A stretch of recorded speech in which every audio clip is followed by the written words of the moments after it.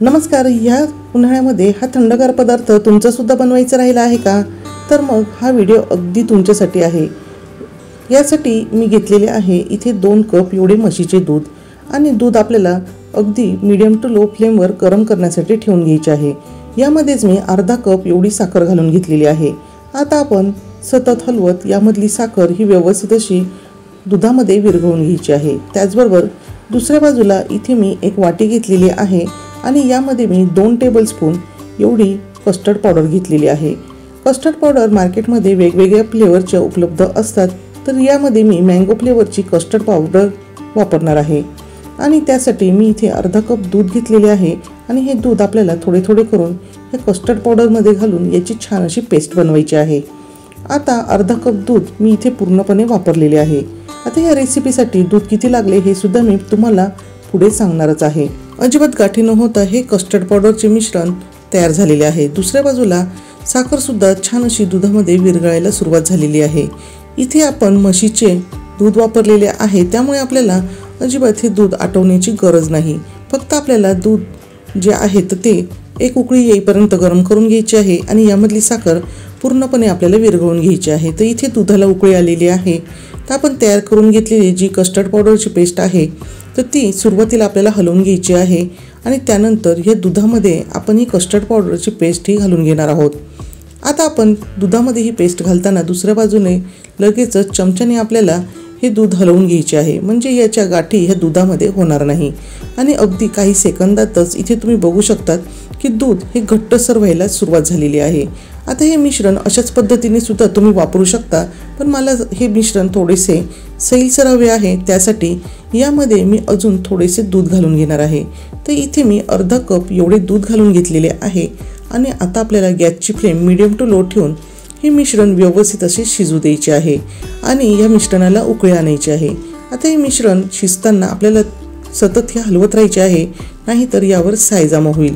आणि आता या मिश्रणाला उकळी आलेली आहे, तर लगेचच मी गॅस बंद करणार आहे आणि आपल्याला हे मिश्रण पूर्णपणे रूम टेम्परेचरवर थंड होऊ द्यायचे आहे आणि अधूनमधून चमच्याने हलवत राहायचे आहे। आता हे मिश्रण थंड होत आहे तोपर्यंत दुसऱ्या बाजूला मी इथे काही फ्रूट्स घेणार आहे आणि ते फ्रूट्स मी बारीक असे कट करून घेणार आहे। आता सीझननुसार तुम्ही इथे वेगवेगळ्या फ्रूट्सचा वापर हा करू शकतात। तर इथे माझ्याकडे द्राक्ष आहेत, तर मी द्राक्षाचा वापर करणार आहे। त्याचबरोबर केळीसुद्धा यामध्ये वापरणार आहे, पण मी केळी ही अगोदरच कट करून न ठेवता अगदी वेळेवर कट करणार आहे।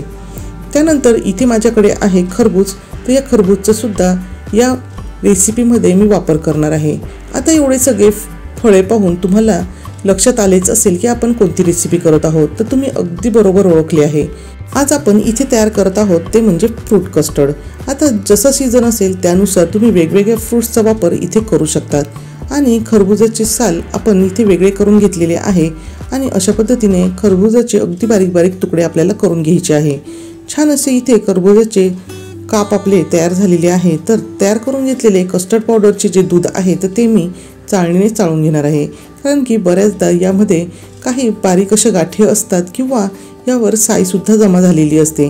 तर गाळणीने अशा पद्धतीने जर गाळून घेतले तर छान असे स्मूथ आपल्याला कस्टर्ड पावडरचे दूध हे मिळणार आहे आणि इथे तुम्ही बघू शकतात अगदी स्मूथ आणि क्रीमी असे हे इथे मिश्रण तयार झालेले आहे। आता हे तयार करून घेतलेले मिश्रण आपण 1 तासासाठी फ्रीजमध्ये ठेवायचे आहे आणि थंड करून घ्यायचे आहे। लक्षात ठेवा, पूर्णपणे रूम टेम्परेचरवर आल्यावरच हे मिश्रण आपल्याला फ्रीजमध्ये ठेवायचे आहे। अशा ह्या थंडगार मिश्रणामध्ये कट करून घेतलेली जी फळे आहेत तर ती मी घालून घेणार आहे। तर सुरुवातीला इथे मी द्राक्ष घातलेली आहे, त्यानंतर यामध्ये खरबुजही घातलेले आहे। इथे माझ्याकडे वेगवेगळ्या कलरच्या टूटी फ्रुटी सुद्धा आहेत। जसे की मी तुम्हाला अगोदर सांगितले, जर तुमच्याकडे जी फळे अवेलेबल असतील त्या सगळ्या फळांचा वापर तुम्ही इथे करू शकतात। यामध्येच मी काही बारीक कट करून घेतलेले ड्रायफ्रूट्स घातलेले आहे आणि केळीचे जे बारीक तुकडे आहेत तर ते मी अगदी शेवटी घालणार आहे, कारण की अगोदर जर केळी कट करून ठेवली असती तर ती काळी पडली असती। त्यामुळे अगदी ऐनवेळेवरच मी ही केळी कट करून यामध्ये घालून घेतलेली आहे आणि हे सर्व आपल्याला व्यवस्थित मिक्स करायचे आहे। ज्यावेळेस लहान मुले काही फळे खायला नाक तोंड मुरडतात, तर अशा वेळेस जर तुम्ही असे फ्रूट कस्टर्ड केले तर मुलं अगदी आवडीने सगळी फळे खाणार आहेत। असे हे तयार केलेले फ्रूट कस्टर्ड आपण फ्रीजमध्ये पुन्हा तास ते 1.5 तासासाठी थंड होण्यासाठी ठेवणार आहोत आणि हे फ्रूट कस्टर्ड तयार करण्यासाठी सुरुवातीपासून शेवटपर्यंत आपल्याला 3 कप एवढे दूध लागलेले आहे। असे फ्रूट कस्टर्ड जर तुम्हाला अजून सैलसर हवे असेल तर तुम्ही अजून पाव ते अर्धा कप दूध यामध्ये वाढवू शकतात।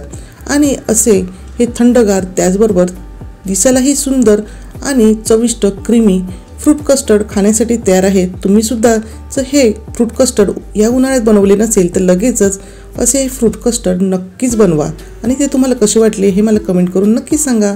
पुन्हा भेटूया असेच एका छानशा आणि झकास रेसिपी सोबत।